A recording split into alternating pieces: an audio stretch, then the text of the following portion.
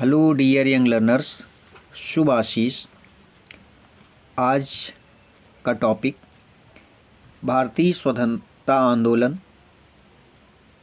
या भारतीय राष्ट्रीय स्वाधीनता आंदोलन 1920 से 1947 तक की जानकारी कुछ इस तरह से है। 1920 ईस्वी से 1947 ईस्वी तक का समय भारतीय इतिहास में गांधी युग के नाम से विख्यात है, क्योंकि इनके नेतृत्व में राष्ट्रीय आंदोलन चलाया गया, जिसके परिणाम स्वरूप अंग्रेजों को भारत से खदेड़ दिया। भारतीय राष्ट्रीय आंदोलन संक्षिप्त विवरण इस प्रकार है। नंबर 1, 1920 से 1922 ईस्वी तक के काल में जलियांवाला बाग हत्याकांड 1919 ईस्वी में तथा रॉलेट एक्ट के विरोध में अहिंसा तथा असहयोग आंदोलन चलाए गए। इस आंदोलन में सभी सरकारी कामकाज, स्कूल, कॉलेज तथा अदालतों का बहिष्कार किया गया। विदेशी सामान के प्रयोग का बहिष्कार किया गया। बाद में इस आंदोलन ने हिंसात्मक रूप ले लिया, तब गांधी जी ने इस आंदोलन को स्थगित कर दिया। नंबर 2, प्रथम विश्व युद्ध के बाद टर्की के प्रति किए गए अपमान व अन्याय के विरोध में अली भाइयों ने खिलाफत आंदोलन चलाया। टर्की के जो खलीफा थे उनका पद खत्म कर दिया गया था, उसमें ये अली भाइयों ने खिलाफत आंदोलन, खलीफा से खिलाफत हो गया। कांग्रेस के नेतागण भी इसमें शामिल हो गए। तब यह आंदोलन भारतीय राष्ट्रीय आंदोलन का अभिन्न अंग बन गया। कांग्रेस के सहयोग से यह आंदोलन देशव्यापी बन गया।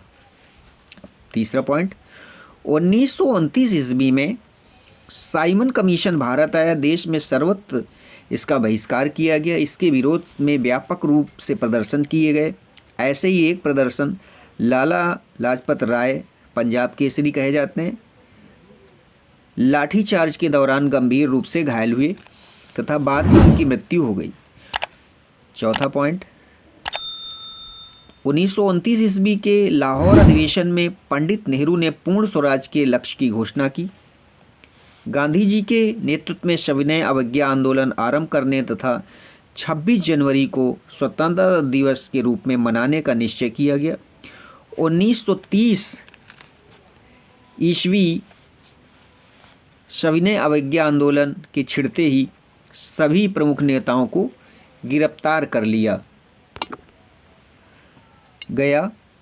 1931 ईस्वी में गांधी इरविन समझौते पर हस्ताक्षर हुए, जिसके तहत सभी प्रमुख नेताओं को जेल से रिहा कर दिया गया तथा आंदोलन वापस ले लिया गया।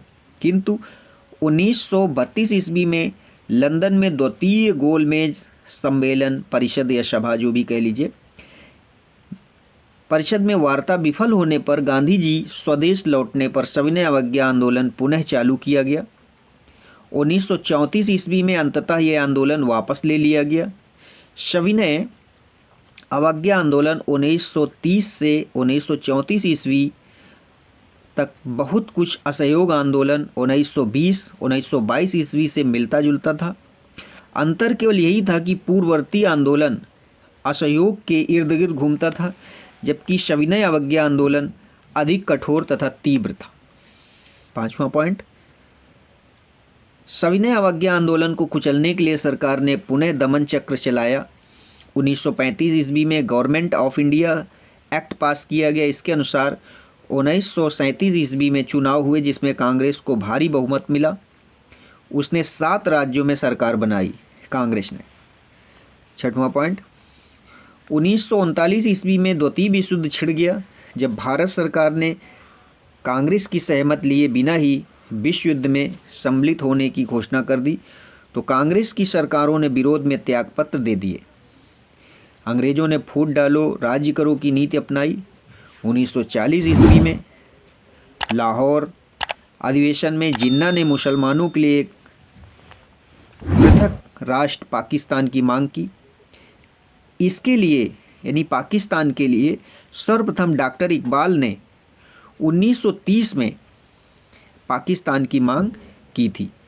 तो डियर यंग लर्नर्स, ये एक जानकारी भारत के स्वाधीनता आंदोलन में। फिर किसी रोचक वीडियो के साथ, रोचक जानकारी के साथ आपके साथ शेयर करेंगे जानकारी। तब तक के लिए शुभ आशीष।